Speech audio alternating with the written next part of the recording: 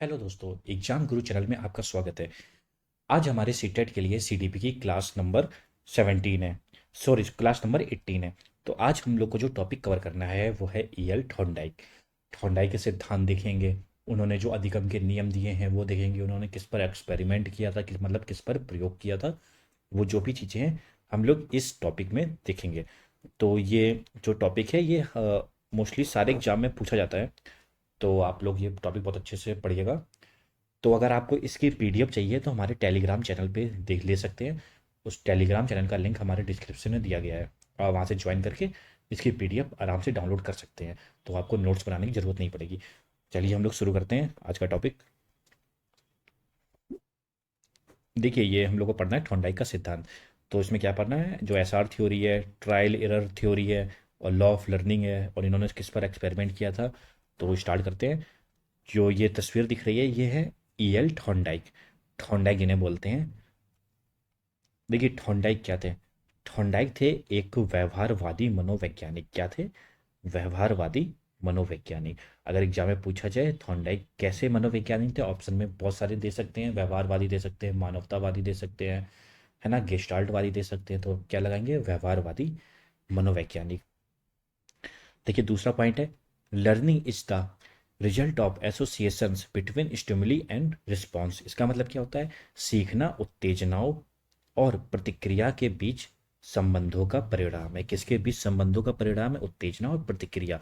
मतलब स्टिमुली और रिस्पॉन्स के बीच के जो संबंध हैं, जो एसोसिएशंस हैं, उसको क्या बोलते हैं? लर्निंग। देखिए, अब इनके थ्योरी के जो और भी नाम हैं, तो ये जो नाम आपको हमेशा याद रखने पड़ेंगे, क्योंकि कुछ कोई भी नाम आ सकता है।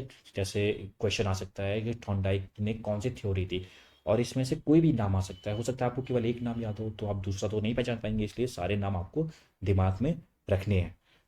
तो देखिए, पहला नाम क्या है इनका? जो है ट्रायल एंड एरर लर्निंग।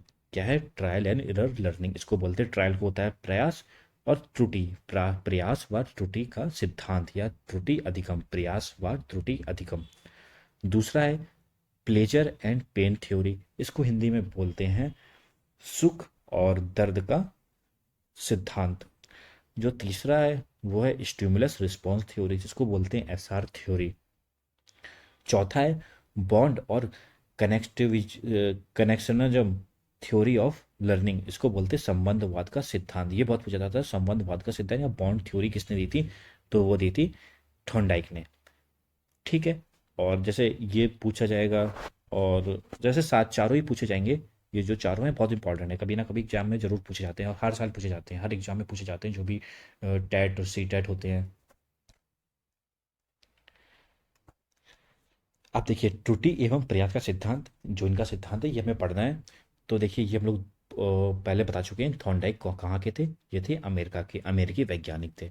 अच्छा, एक पॉइंट और याद रखिएगा, ये पशु वैज्ञानिक थे। ये किसके वैज्ञानिक थे? ये पशु के, मतलब एनिमल साइंटिस्ट थे। एनिमल के साइंटिस्ट थे, पशु वैज्ञानिक थे। इन्होंने क्या दिया था? Trial and error. जो प्रयास व त्रुटि किसने दिया था? वो दिया था थॉर्नडाइक ने। किसने दिया था? थॉर्नडाइक ने। अच्छा, हाँ, और एक इम्पॉर्टेंट पॉइंट देखिए, ये लिखा हुआ है। अगर पूछा जाए, देखिए ये बहुत इंपॉर्टेंट पॉइंट है, एजुकेशनल साइकोलॉजी यानी कि शिक्षा मनोविज्ञान के जनक कौन है?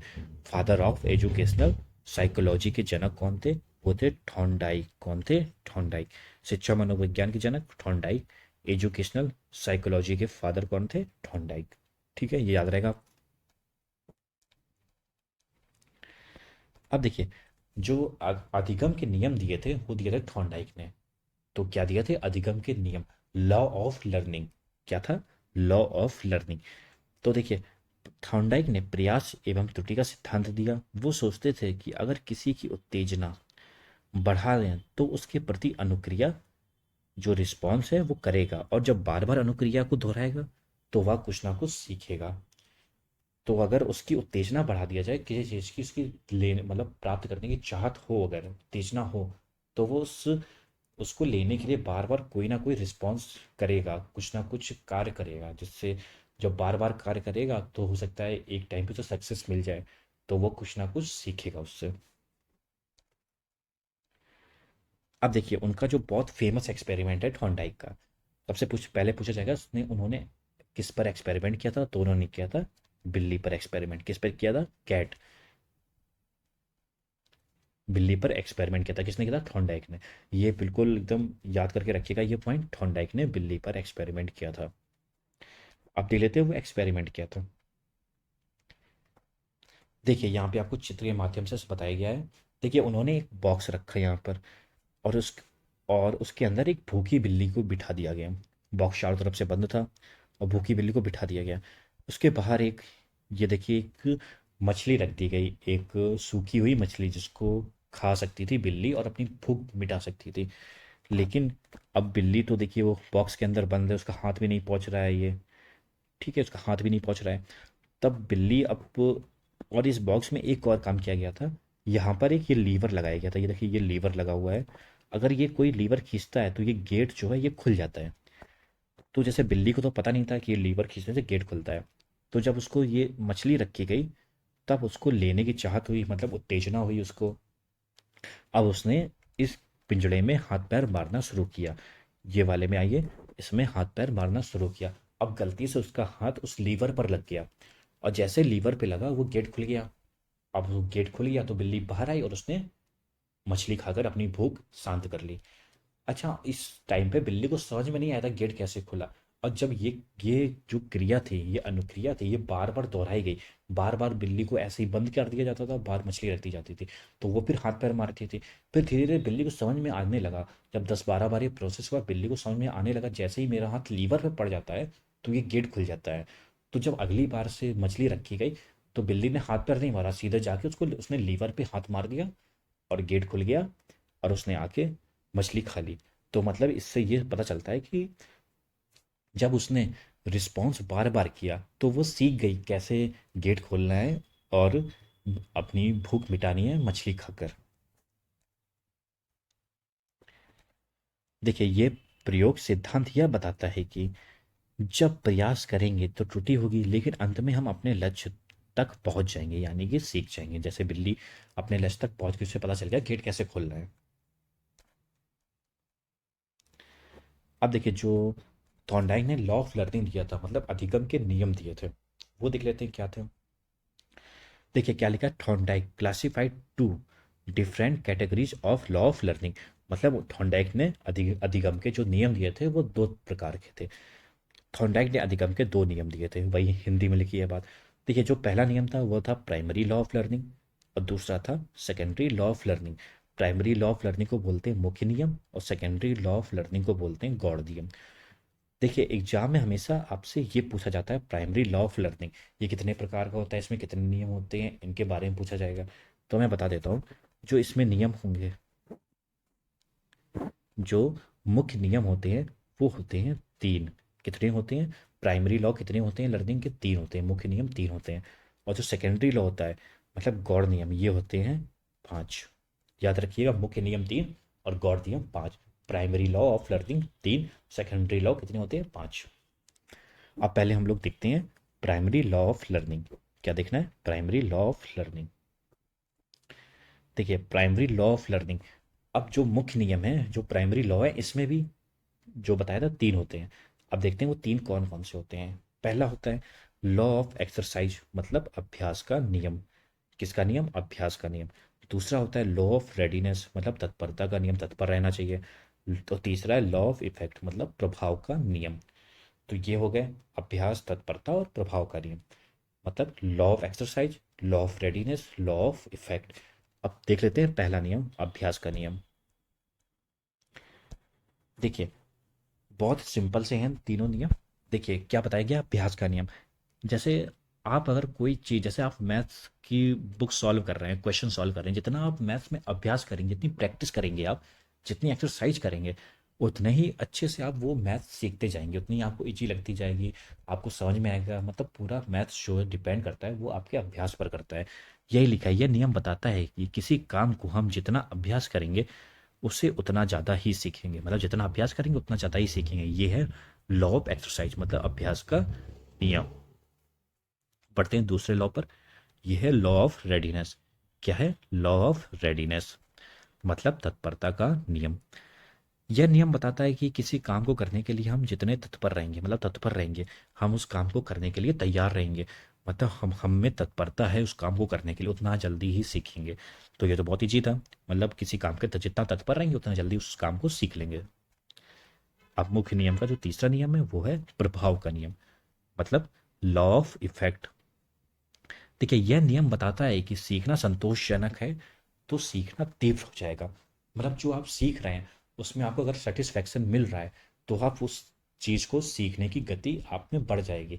अगर आपको सीखने में मज़ा आ रहा है तो जाहिर सी बात है आप अच्छे से सीखेंगे उसको। और दूसरा पॉइंट है सीखना असंतोषजनक है तो सीखना संभव नहीं हो पाता। अगर आपको कोई इंटरेस्ट ही नहीं है पढ़ने में तो आप वो नहीं पढ़ पाएंगे। तो ठंडाइक ने इस नियम में पुरस्कार और दंड को महत्व दिया था। अगर किसी चीज़ में आपको पुरस्कार मिल रहा है तो आप में लगेगा कि हाँ, आप में उत्तेजना आएगी कि मुझे पुरस्कार लेना है, तो आप अच्छे से पढ़ेंगे।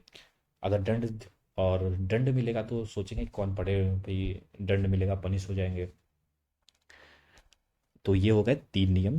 किसके थे? ये थे प्राइमरी लॉ ऑफ लर्निंग के, मुख्य नियम थे अधिगम के। अब हम लोग देख लेते हैं जो उसके गौड़ नियम थे, मतलब सेकेंडरी लॉ ऑफ लर्निंग। इसमें 5 होते हैं, जैसे बताया था इसमें होते हैं 5।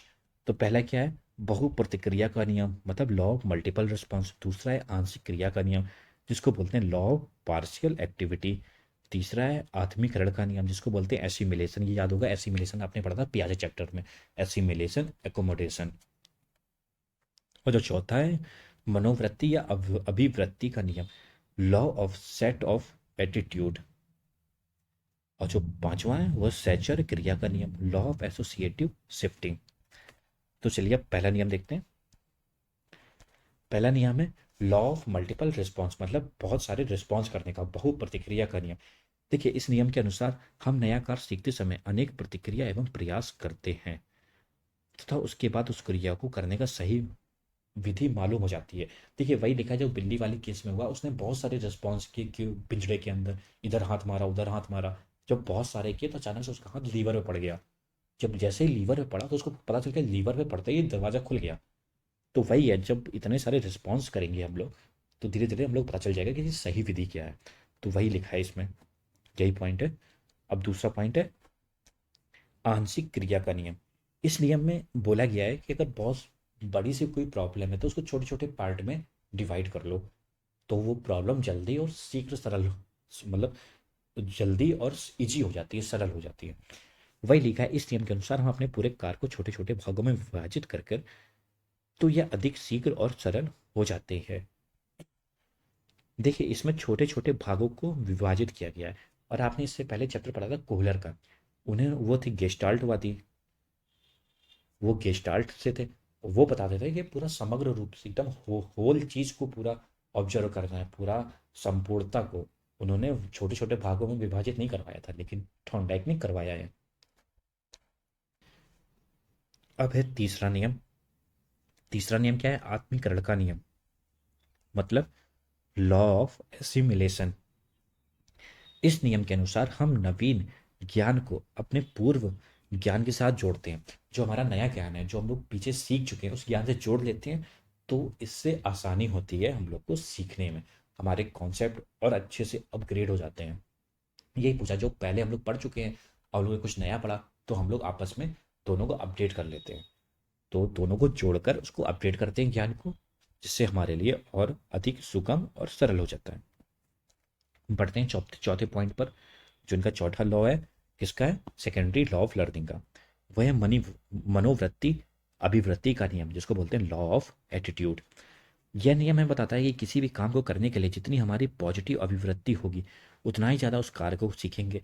जितनी हमारे में पॉजिटिविटी होगी उतना ही हम उस कार्य को अच्छे से करेंगे। लेकिन अगर निगेटिविटी आ जाएगी तो वो कार्य हमसे नहीं होगा। देखिए वही लिखा है, अगर अभिवृत्ति कम होगी तो उस काम को हम कम सीखेंगे, अगर पॉजिटिविटी होगी तो उस काम को हम लोग ज़्यादा सीखेंगे।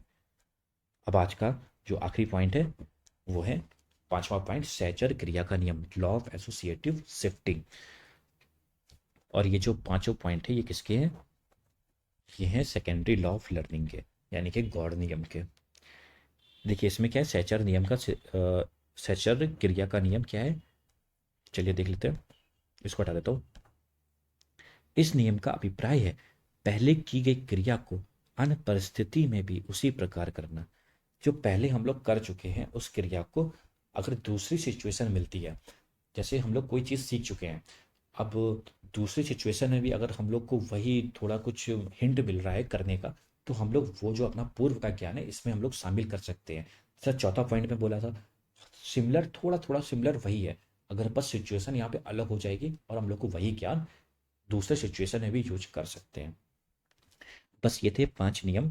तो जो हम लोगों ने, तो ये पहले 5 नियम ये देख लिए, किसके थे, गौड़ नियम के, ये गौड़ नियम के थे। और उसके पहले हम लोगों ने 3 नियम देखे थे, ये मुख्य नियम के क्या थे, law of exercise, law of readiness और लॉ ऑफ इफेक्ट, मतलब प्रभाव का नियम, तत्परता का नियम और प्रयास का नियम। अभ्यास को प्रयास का नियम भी बोल सकते हैं। और हम लोगों ने देखा थॉर्नडाइक ने किस पर एक्सपेरिमेंट किया था, थॉर्नडाइक ने किया था बिल्ली पर एक्सपेरिमेंट। और थॉर्नडाइक कौन थे, थॉर्नडाइक थे व्यवहारवादी थे। थॉर्नडाइक कहाँ के थे, थॉर्नडाइक थे अमेरिका के। अमेरिका के क्या थे, पशु वैज्ञानिक थे। इनकी जो थ्योरी थी क्या थी, ट्रायल एंड एरर लर्निंग, यानी कि प्रयास व त्रुटि का सिद्धांत। और शिक्षा मनोवैज्ञानिक के जनक कौन थे, वो थे थॉर्नडाइक। थॉर्नडाइक की थ्योरी के नाम याद रखिएगा, ट्रायल एंड एरर लर्निंग यानी कि प्रयास व त्रुटि का अधिगम। दूसरा है प्लेजर पेन थ्योरी। तीसरी है स्टिमुलस रिस्पॉन्स थ्योरी, जिसको बोलते हैं एसआर थ्योरी। और चौथी है संबंधवाद सिद्धांत यानी कि बॉन्ड थ्योरी ऑफ लर्निंग। तो हमारा टॉपिक यहाँ खत्म होता है। उम्मीद है आपको पसंद आ गया होगा टॉपिक और पूरा समझ में आ गया होगा। तो अगर आपको इसकी पीडीएफ चाहिए तो टेलीग्राम में ज्वाइन हो जाइए, डिस्क्रिप्शन में लिंक दिया है। और अगर ऐसे ही वीडियो देखना चाहते हैं तो हमारे चैनल को सब्सक्राइब करिएगा और इस वीडियो को लाइक ज़रूर करिएगा। धन्यवाद।